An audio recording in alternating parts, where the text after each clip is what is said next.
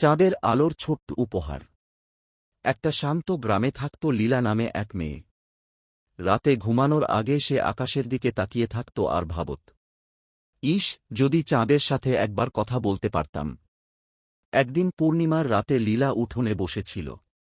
হঠাৎ চাঁদের আলো যেন আরও উজ্জ্বল হয়ে নামতে লাগল। আলোটা এসে পড়ল লীলার সামনে, আর সেই আলো থেকে বেরিয়ে এল একটা ছোট্ট আলোর পরী। পরী বলল, তুমি প্রতিদিন আমাকে এত ভালোবেসে ডাকো, তাই আজ তোমার সঙ্গে কথা বলতে এলাম। লীলা অবাক। সে হাসতে হাসতে বলল, আমি কি সত্যি তোমার বন্ধু হতে পারি?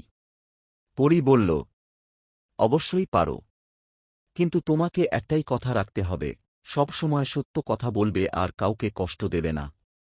লীলা খুশিতে মাথা নাড়ল। পরী তখন তার হাতে একটি ছোট্ট জ্যোতির বল দিল।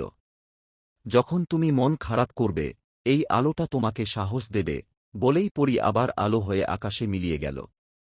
সেদিনের পর লীলা আর কখনো ভয় পেত না। অন্ধকারেও সে জানত, চাঁদের আলো তার বন্ধু, আর সে কখনো একা নয়।